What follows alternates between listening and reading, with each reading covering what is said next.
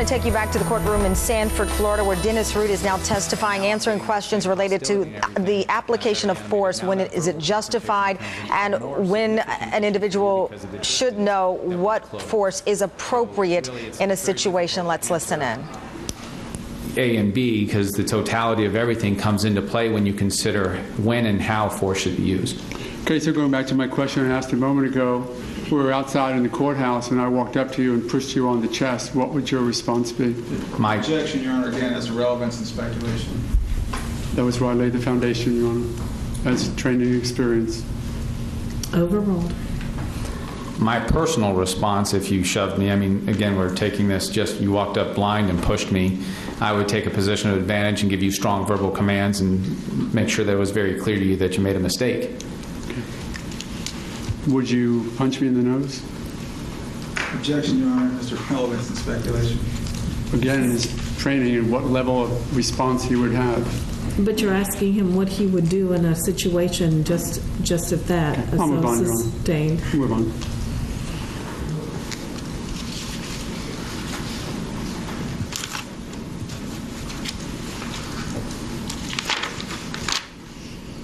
I might just have a moment.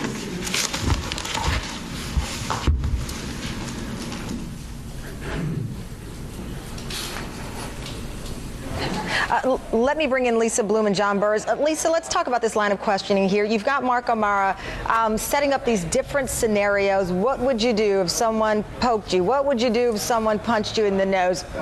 Is this relevant at this point?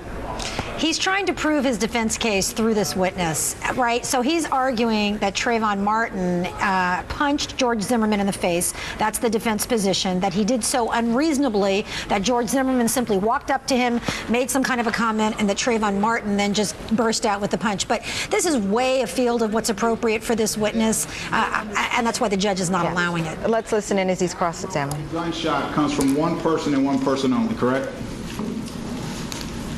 Yes. So your opinion that there was another option is based on the words from his mouth, right? No, sir. My opinion that he didn't have any other options. You could be allowed to answer his question.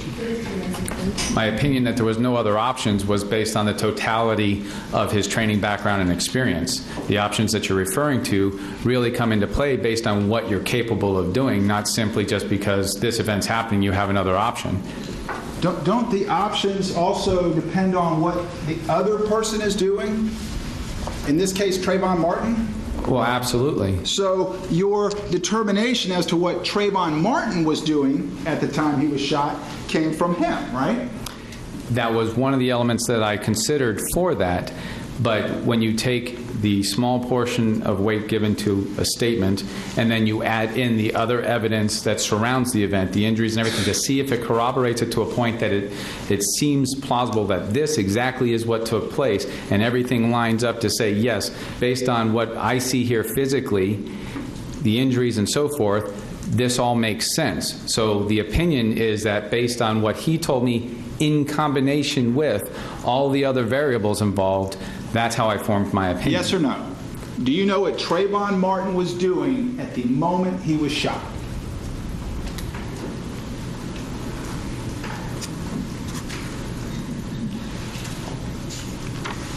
Yes. You do?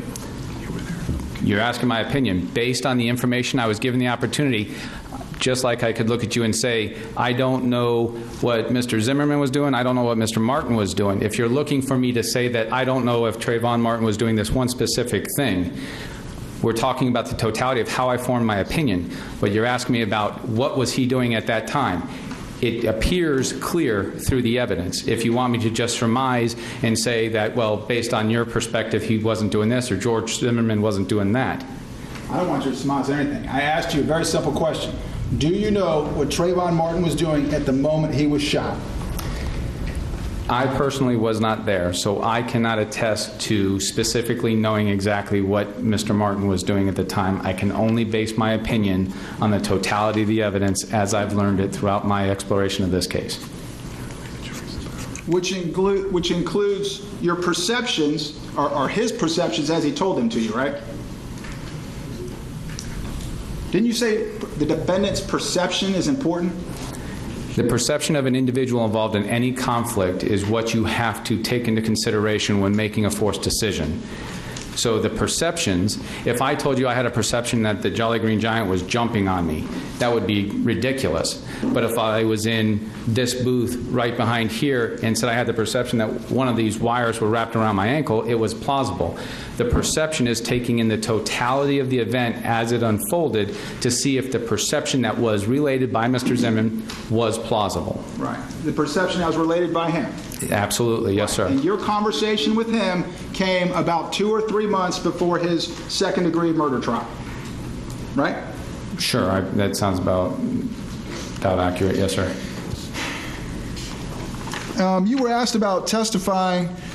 This isn't the only time you've ever worked in a criminal case, right, on behalf of a defendant, is it? No, sir. I mean, you've been consulted on plenty of cases on behalf of defendants, right? You're going to have to qualify that a little bit more and say you have a bunch of cases on behalf of the defendant. Right. Have you ever been retained, hired by a defense attorney to testify or consult with on behalf of a criminal defendant? A criminal defendant, I believe, retained. It's in my curriculum vitae, so I don't want to misspeak this. Twice, maybe, I think. One would have been, I think, the Chambers case, and the other one would have been where I consulted, did not have to testify either by deposition or in trial. The name of the gentleman's escaping me, but it's toward the bottom of my CV. This is just the first time you've testified in front of a jury? Yes, in a criminal case in this way, it is the first time I've done this, yes. And you mentioned the continuum of force. The force continuum, that applies to law enforcement officers, right? The force continuum is a conceptual model. It's when you look at use of force, if you looked at Florida state statute, that's a continuum. It's a systematic approach to the escalation and de-escalation of force. The use of the words continuum came out of law enforcement, yes, but the actual application of the concept is regardless whether you're in law enforcement, you're in the military, or you're an individual on the streets of, Orlando. A continuum is still part of the conceptual variables that you consider when looking at a use of force event. You were asked about getting punched in the nose. You don't know when George Zimmerman was punched in the nose during this confrontation, do you? No, he was punched obviously repeatedly during the event. The exact time that the injuries to the nose were sustained, I couldn't tell exactly. And it may have not been from a punch even, right? Didn't you say earlier it could have been when he hit it on something else? No, I never said that. I never said that George Zimmerman hit his face on anything else. Could it have been caused by something other than a punch? In this event, I'm not aware of anything else that was present to have resulted in that injury, so Okay, you're not aware of the concrete?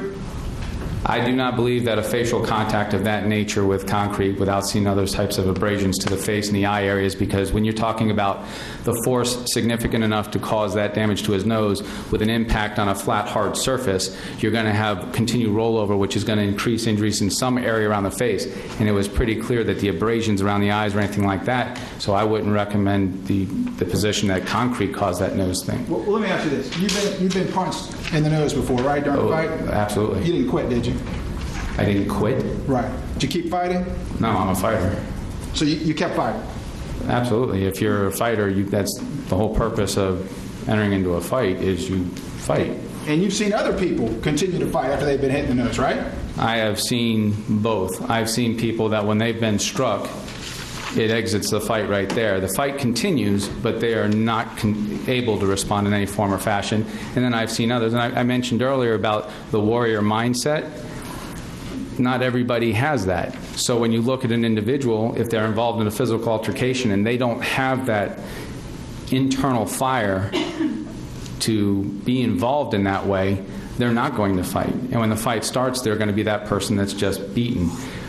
Where conversely, if you have somebody that's got the warrior mindset and they're struck, they're going to return in like fashion, and then you have two individuals with the same mindset going about one another, and you have tremendous damage to both persons because neither one of them is going to stop.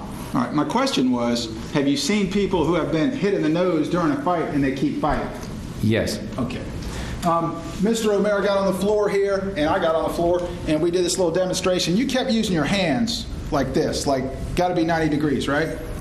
The two bodies, isn't that what you did?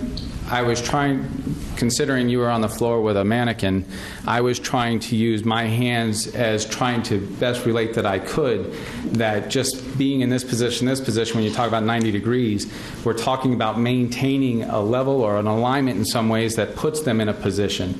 So when you talk about leaning back, maybe Mr. Zimmerman's coming up, but when you had the mannequin in that position, you weren't maintaining that same alignment, so the 90 degrees that you were referring to wasn't possible from what I was seeing. So I was trying to visually use to show that, you notice when one hand turns, the other hand turns. At some point, they were in this alignment that enabled them to have that type of entry wound. Okay, well, in fairness, haven't we left something out? That is like the wrist and the hand and the arm. Can't that move independent of the body? Sure, Right? but what you're talking about there is you're now wanting to say that it's this. Is that what you're saying? Well, I'm asking you, if I'm laying flat on my back and somebody's over me like this, can I not shoot him at 90 degrees even though I'm on my back? Yes, but when you also look at it from the perspective of actual discharging a firearm, if you try to hold any firearm and then hold like this to shoot, it's going to become much more complex. The average person isn't sitting there trying to do this, and they don't do it like you see in the movies where they hold it gangster style. The idea is when they draw a firearm, it's put to work in the manner in which it's drawn, which is by grip.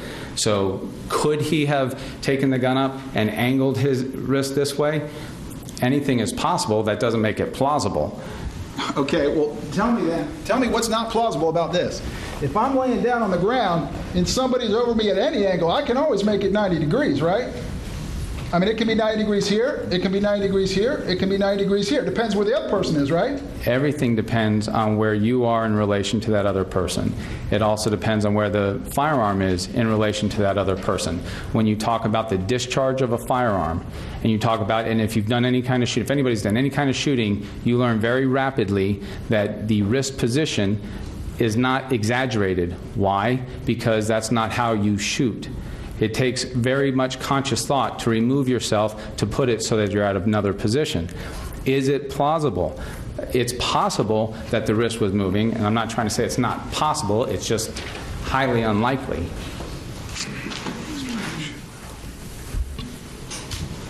So it's possible you can shoot somebody almost at any angle because we have arms and wrists and elbows, right? Anything is possible, yes. You were asked a question, I think, before the lunch break about, was it your opinion that George Zimmerman's perception of the threat had disappeared because Trayvon had run off? Is that what you said? Make sure I was very clear on this.